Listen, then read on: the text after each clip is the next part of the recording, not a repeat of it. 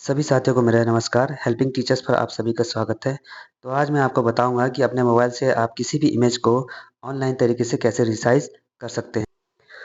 तो सबसे पहले आपको कोई से भी ब्राउज़र खोल लेना है। मैं यहाँ पे क्रोम को खोल रहा हूँ।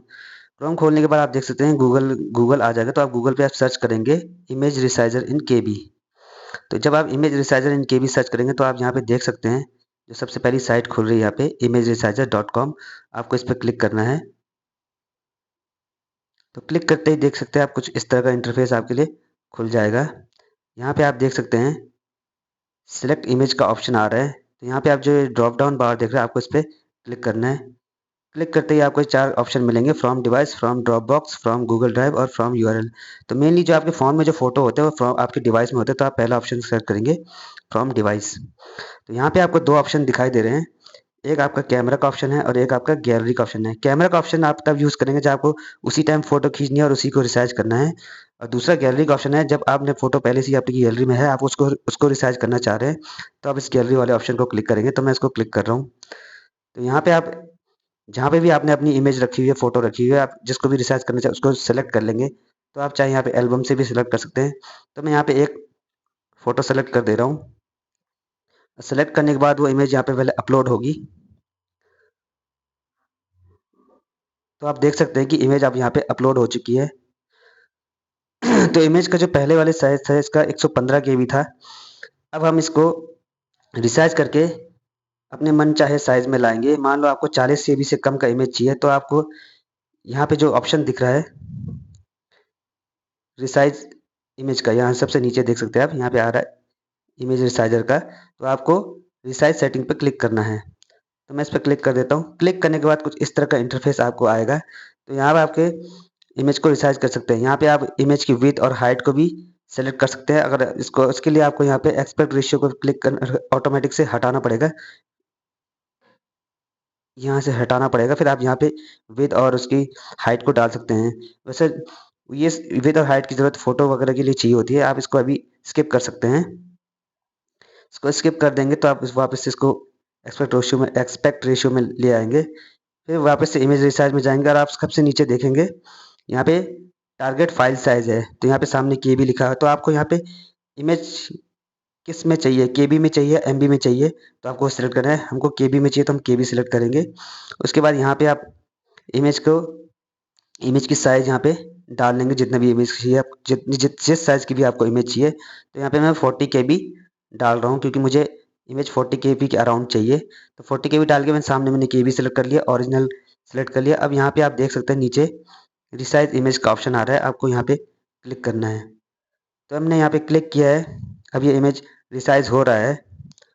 आप नीचे देख सकते हैं प्रोसेसिंग में है। तो ये आपका इमेज रिसाइज होके देख सकते हैं आप यहाँ पे, ये आपका आ गया 34 केबी में, क्योंकि हमने 40 केबी सिलेक्ट किया था।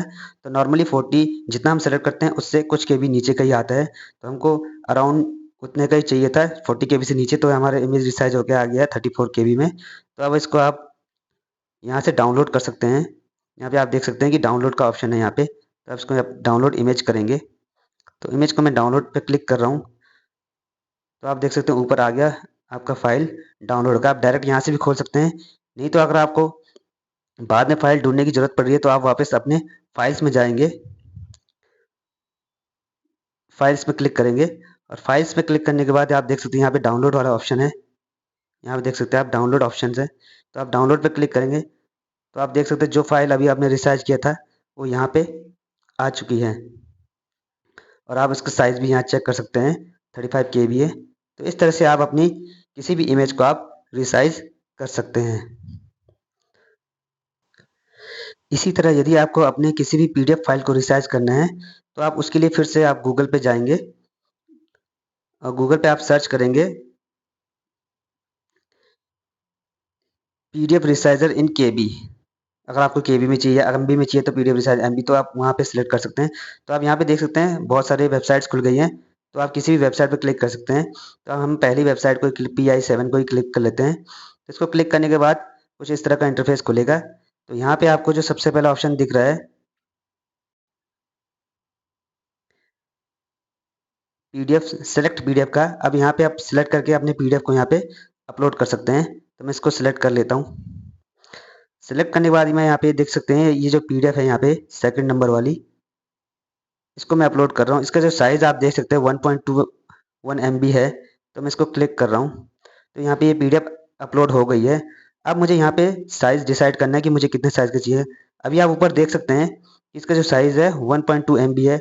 अब मुझे ये 200 KB के आसपास ये PDF चाहिए, 300 KB के आसपास चाहिए। तो मैं यहाँ पे 200 KB फिल कर देता हूँ। उसके बाद यहाँ पे KB में ऑलरेडी है ये। फिर उसके बाद यहाँ आप नीचे देख सकते हैं रिसाइज PDF है, आपको इस पर क्लिक करना है। तो मैं क्लिक कर दिया है, अब ये प्रोसेस हो रहा है। प्रोसेस होने के बाद आपकी ये PDF बन के तैयार हो गई है। अब आपको इसको यहाँ पे रीनेम करना है। इस PDF जो आपने रिसाइज किया है इसका फिर से एक नाम देना है। तो आप अपने सहूलियत के हिसाब से इस पर कोई से भी नाम दे दीजिए, जो जिस भी चीज़ के लिए आपने ये PDF बनाया है। तो मैं इसको PDF1 एग्जाम्पल के लिए लिख लेता हूँ, या PDF2 लिख देता हूँ। तो मैं इसको डाउनलोड कर लेना है। इसके बाद नीचे डाउनलोड पर क्लिक कर लेंगे।